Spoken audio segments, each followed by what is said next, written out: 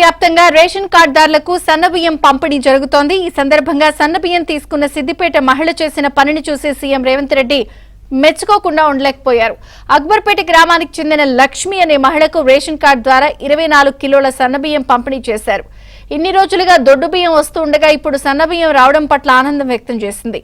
అంతటితో ఆగకుండా తనకు వచ్చిన 24 కిలోల సన్నబియ్యంతో ఊరందరినీ పిలిచి సహపంక్తి భోజనం పెట్టింది। ఈ విషయం తెలుసుకున్న సీఎం రేవంత్ రెడ్డి ఎక్స్ వేదికగా ఆమెను అభినందించారు।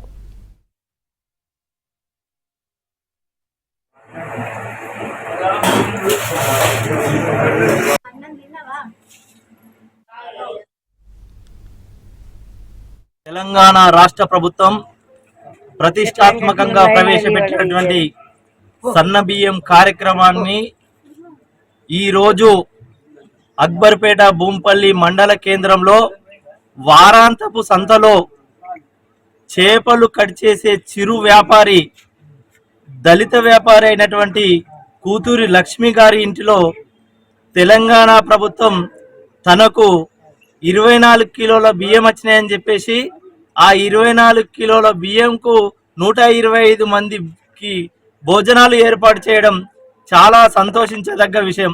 ఈ రోజు ఇక్కడ చూస్తుంటే నాయకులకే గాక ఇక్కడ గల్లీలో ఉన్న అందరికీ చెప్పి సంపక్తి భోజనాలు నిర్వహించడం ఏదైతే లక్ష్మి గారు ఆలోచన చేసిర్రో అది ఈ తెలంగాణ రాష్ట్రంలో నాకు తెలిసి ఇంత మంచి ఆలోచన చేసిన లక్ష్మి గారిని మనస్ఫూర్తిగా